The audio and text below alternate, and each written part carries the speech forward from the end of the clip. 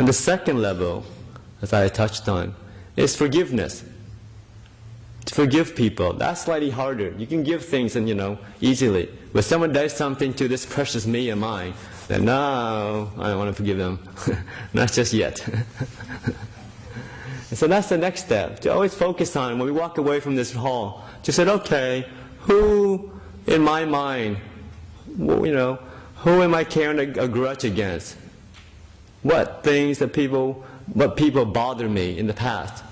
Should I bring that to mind and say, okay, whatever happened in the past, I forgive you. So we can learn that slowly, especially after meditation. Once your mind is soft and malleable, once you have the confidence of, and rested the mind, once the mind has a lot of energy, then we can bring up different difficult people that we've dealt with and offer this forgiveness to them, saying, okay, what happened in the past, I'm going to let that go. The next time I see you, I'm going to offer you my friendship, offer you my kindness, regardless of whatever happened. And that's forgiveness. That's the next step. Something to aspire for, something that, to declutter our mind. Because a lot of times this mind of ours is very, very complicated. First with the wanting mind, the sensual desire of wanting things. And then it more clutters up with things we don't like, people we don't like. So the more we learn how to let go of things, allowing our craving to fade away, the next is allowing the ill will to fade away, of leaving the past in the past and going in the present moment with nothing in your hands. Just sitting here, just being here. Allowing life just to unfold by itself, with no agendas. Whatever comes up has its causes. It will come and stay there as long as the causes are there. It will fade away when the causes are gone.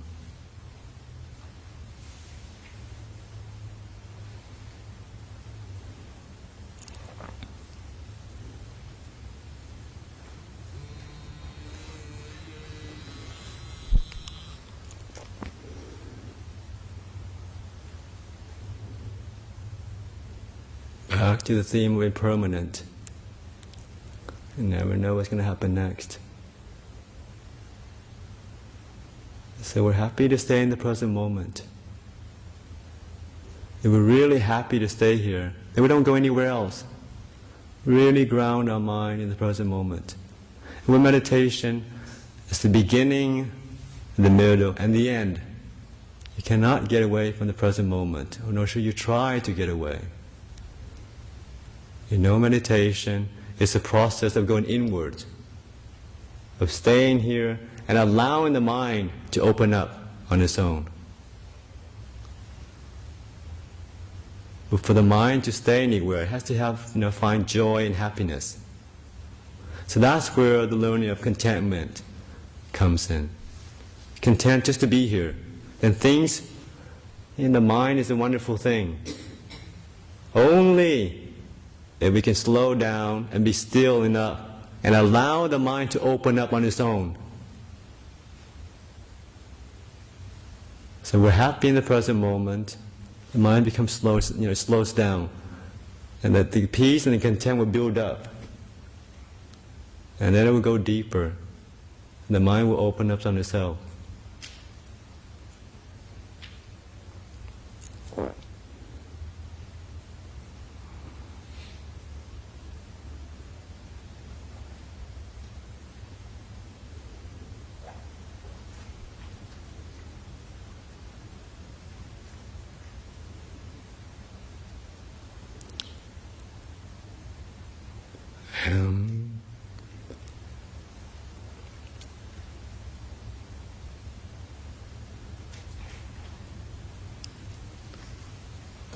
Yeah, I think that's all I have to offer now. But like I say in summary, just an encouragement for people to have the faith and have the trust just to be in the present moment. Allow whatever it be come to come. Because life is very unpredictable.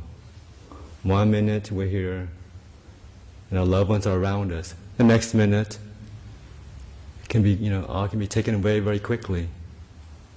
It is not under our control. But that's not to say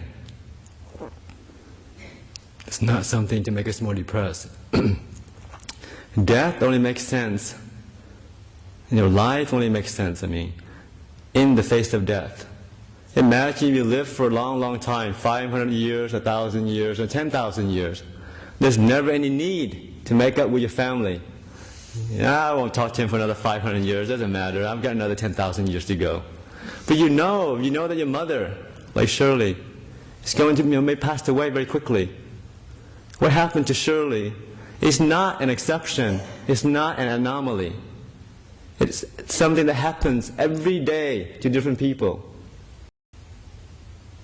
So when you know that, when you look at your loved ones, you look at your family, your friends, or even the people that you work with, and you think to yourself, what if I don't see him tomorrow? Then should I still hang on to this grudge? It's something they said to me, 2 seconds ago. So a lot of times, angry mind gets caught up in something very, very small and very, very petty. Who did what to whom? Who said what to whom? But you know that your parents are going to be around, will you still harbor that grudge? No, it doesn't make sense. That's why the contemplation of death, actually anything, brings more meaning to life.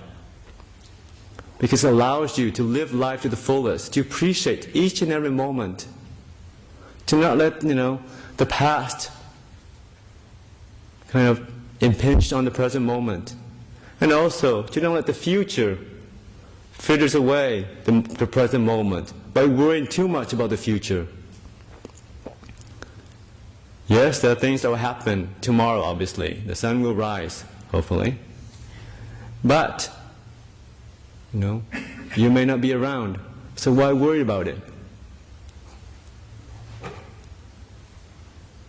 Stay in the present moment, and everything will be all right. Guarantee. Because when you can think, when you can formulate that thought, and you have the teaching of kindness, of stillness, of letting go in your mind, each and every present moment, then everything has to be all right. Because the present moment is okay. The next moment is also made up from the present moment. So as long as you get the causes right, the result will come naturally. It's a basic fact of Buddhism. Causes and condition.